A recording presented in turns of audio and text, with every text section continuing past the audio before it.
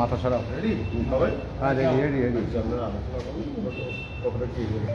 গতদিনে যে আলোচনাটা হয়েছিল যে আজকে সে আলোচনা উদ্দেশ্য ছিল আজকে আপনার আগামীকাল ওনারা বলেছিল আপনার আজকে এটা ফাইনালাইজ হয়ে যাওয়ার কথা, কিন্তু আমাদের যে আইএসএফ এর যে কোর সিটগুলো আছে আজকে এখনো পর্যন্ত ফাইনালাইজড হয়নি। তারা আরও কয়েকটা দিন সময় চেয়েছে। আমরা আমাদের অবস্থান ক্লিয়ার করে এসেছি যে আমরা প্রয়োজনে অনেকটাই স্যাক্রিফাইস করতে প্রস্তুত আছি, সেটাও বলেছি কোথায় কোথায় আমরা ছাড়তে রাজি আছি, কিন্তু আমাদের কোর সিট আমরা কোনো মতেই ছাড়তে পারবো না।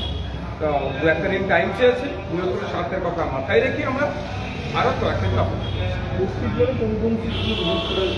সেইগুলো যখন আমরা পাবলিক ডোমেইনে নিয়ে আসছি না, আমরা টোটাল এই জোটের অবস্থানটা একটা দিন তো ফাইনালাইজ হবে না, সেই সময় আমরা কোথাও চেয়েছিলাম।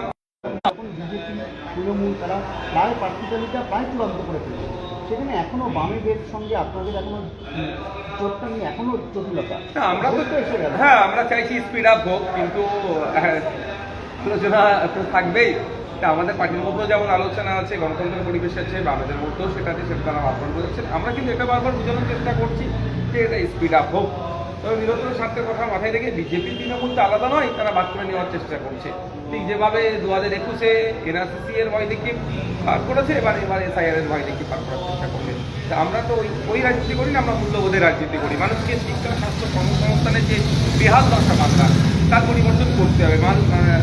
একটা শিক্ষিত ছেলেরা তাকে চাকরি তুলে দিতে হবে।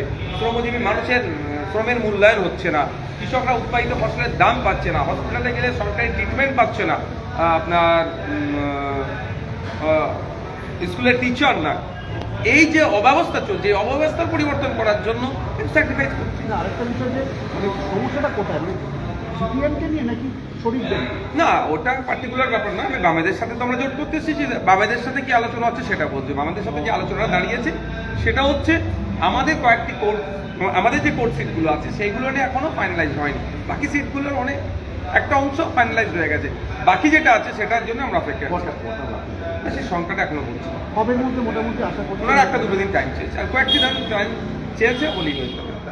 তবে আমি আশা করছি যে আমার এইটা দু একদিনের মধ্যে উনি করে দেবেন। আরেকটা বিষয় দেখা যাচ্ছিল গতবার আপনারা যেখানে প্রার্থী দিয়েছিলেন ফরওয়ার্ড ব্লকও দেখা যাচ্ছিল সেখানে প্রার্থী দিয়েছে, এরকম কি এবারে? না, ওইগুলো তো হবেই না, এবারে হওয়ার কোনো প্রশ্ন আসছে না।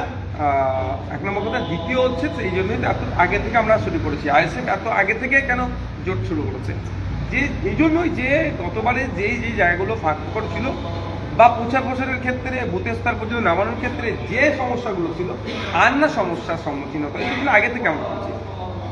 হুমায়ুন কবির বারবার বলছে যে তারা এখানে আলিমুদ্দিনের সঙ্গে তারা আলোচনা করতে কথা বলছে, অন্যদিকে আপনাদের কথাও বলছে যে আপনারাও যদি চান তাদের সঙ্গে হাত মেলাতে পারেন, আপনারা কি ভাবছেন? এবং জোট দিয়ে এখানে হুমায়ুন কবির দলের সঙ্গে আপনার জোট করতে তার সঙ্গে দেখুন, আমি আমার সাথে বেশ কয়েকটি রাজনৈতিক দল, অনেক সামাজিক সংগঠন এই জোটে আসার আহ্বান জানিয়েছে।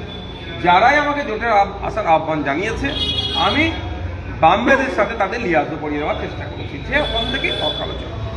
একটা জায়গায় তো একটা তো পাওয়ার হাউস হওয়া দরকার, বা একটা তো সেন্টার পয়েন্ট হওয়া দরকার।